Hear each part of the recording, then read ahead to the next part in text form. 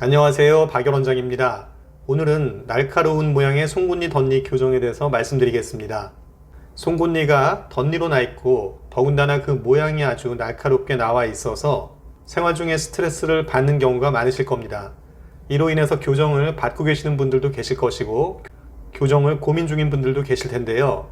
오늘은 이 날카로운 모양의 송곳니 덧니 얘기를 한번 해보겠습니다. 송곳니 덧니는 아주 다양한 모양으로 나오는데요. 지금 사진처럼 이렇게 유난히 송곳니 덧니가 날카로운 모양으로 나오는 경우가 있습니다. 이렇게 나온 분들 얘기를 들어보면 마음 놓고 웃을 수도 없고 입을 다물 때 입 다문 모양이 예쁘지가 않다, 이런 얘기들을 많이 하십니다. 자, 왜 그럴까요? 우선은 송곳니가 제자리를 벗어나 바깥으로 나와 있기 때문입니다. 송곳니는 초등학교 5학년이나 6학년 때 나오게 되는데 가지런하게 나올 자리가 모자르게 되면 그 자리를 벗어나서 보통은 바깥쪽으로 이렇게 나오게 됩니다. 그런데 이렇게 바깥으로 나올 뿐만 아니라 그 나오는 각도가 화살표처럼 좀 더 바깥쪽으로 더 향하게 됩니다. 실제로는 웃을 때나 말할 때 훨씬 더 그 모양이 두드러지게 되는 것이죠.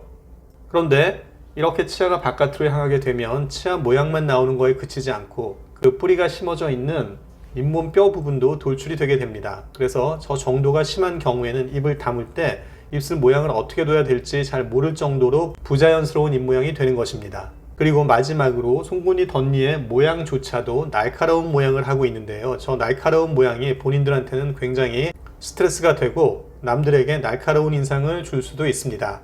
그렇다면 이런 경우에 송곳니 덧니가 왜 저렇게 날카로운 모양이 될까요?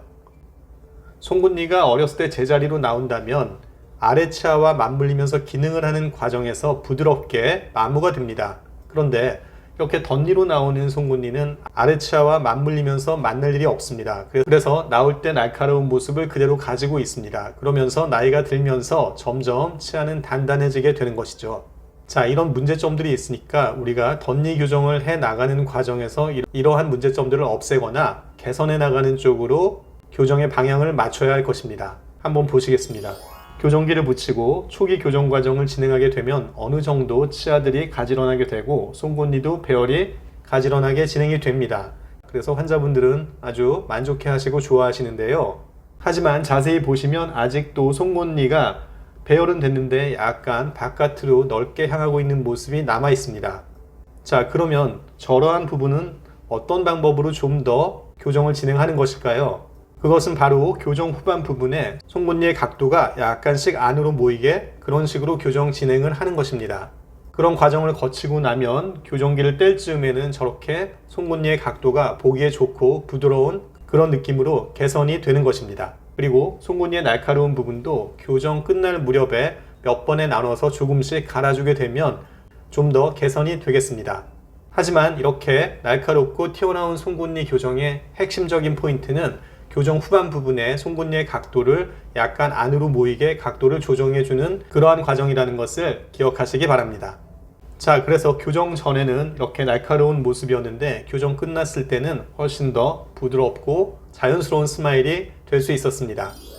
자, 이상으로 날카로운 모양을 가진 송곳니 덧니의 교정 과정에 대해서 3가지 포인트를 말씀을 드렸습니다. 비슷한 증상을 가지고 계시거나 이러한 증상으로 교정진료 받으시는 분들께 특히 도움이 되셨으면 좋겠습니다. 도움이 되셨다면 박열원장의 치아교정TV도 구독 신청 꼭 해주시고요. 좋아요와 알람 설정도 부탁드리겠습니다.